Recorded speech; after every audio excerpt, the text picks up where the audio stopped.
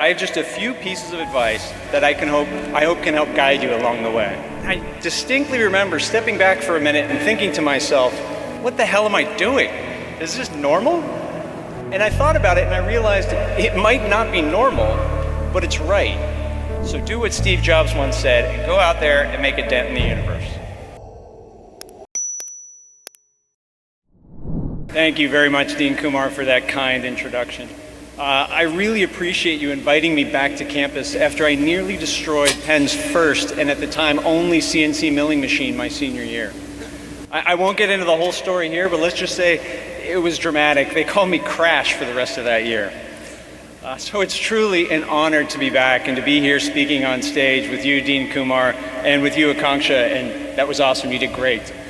To the class of 2024, congratulations. This is an amazing day, and it's all the more amazing because the journey you took to the seat you're sitting in right now. Think back to 4 years ago, to that high school senior who didn't know what their college journey would or could look like when a pandemic turned the world upside down. And now think about everything you've accomplished since then. Today, you've become graduates of one of the best engineering schools in the world. You did it, you're here, and of course the next part is even more exciting. Because now you get to go out there and make your mark. Make your future what you want it to be. And while you're at it, I have just a few pieces of advice that I hope can help guide you along the way. And here's my first one. The care that you put into your work, it really matters. My first project at Apple was the cinema display. It was a large desktop monitor. It had a beautiful clear plastic enclosure that was held together with some screws coming in from the back. Now these screws were made of stainless steel, and the head of every screw was machined to have a pattern of concentric grooves that shimmered like a CD when light moved across it. I should probably say, if some of you have never seen a CD before, you can ask your parents afterwards. So at some point in my first year, I found myself at a supplier facility. I was far away from home, it was well past midnight.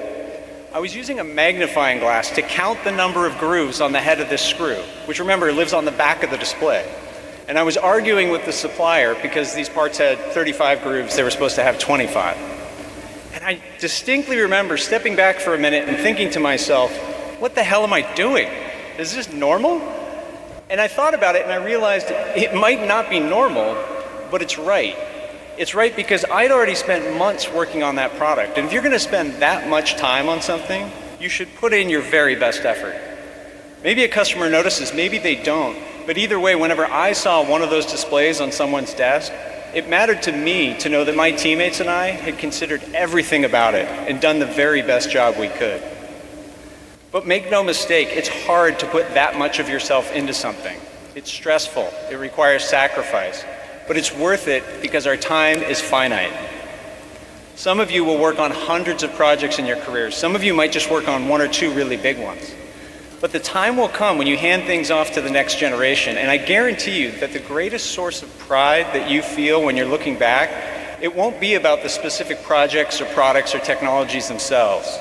It'll be the journey of building them and the effort and collaboration that it took to make it all happen.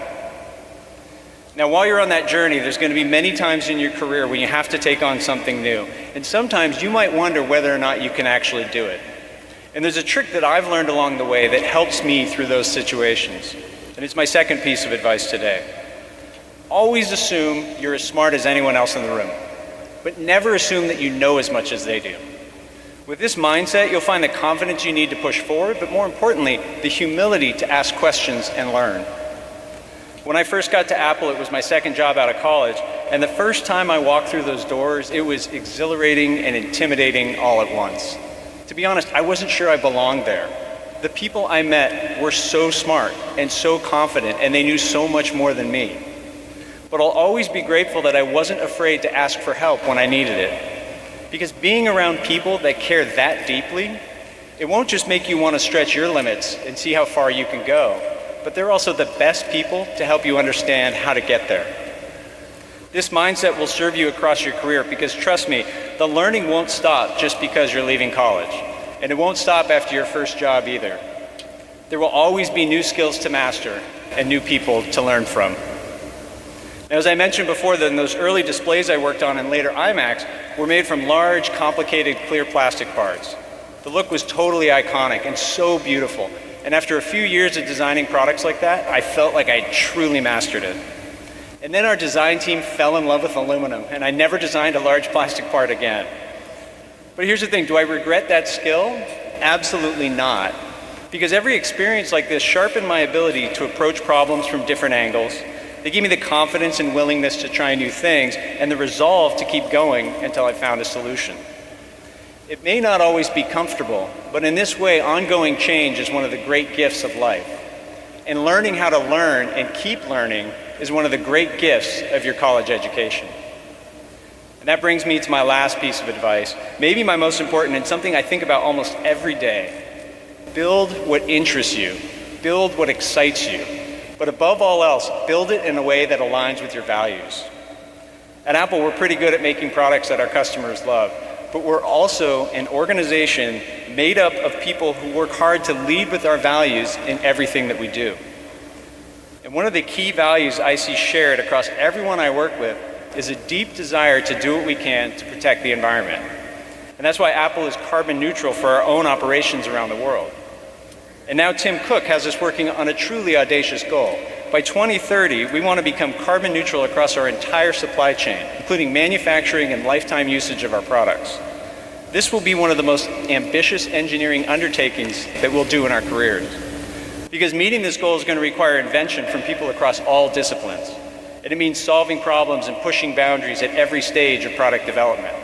It means going deep into chemistry and material science to develop new recycled materials. It means making our products more energy efficient with innovations in silicon design, system design, and software. And it means finding ways to do all of this and more without ever compromising our ambitions for innovation or our standards for quality and reliability.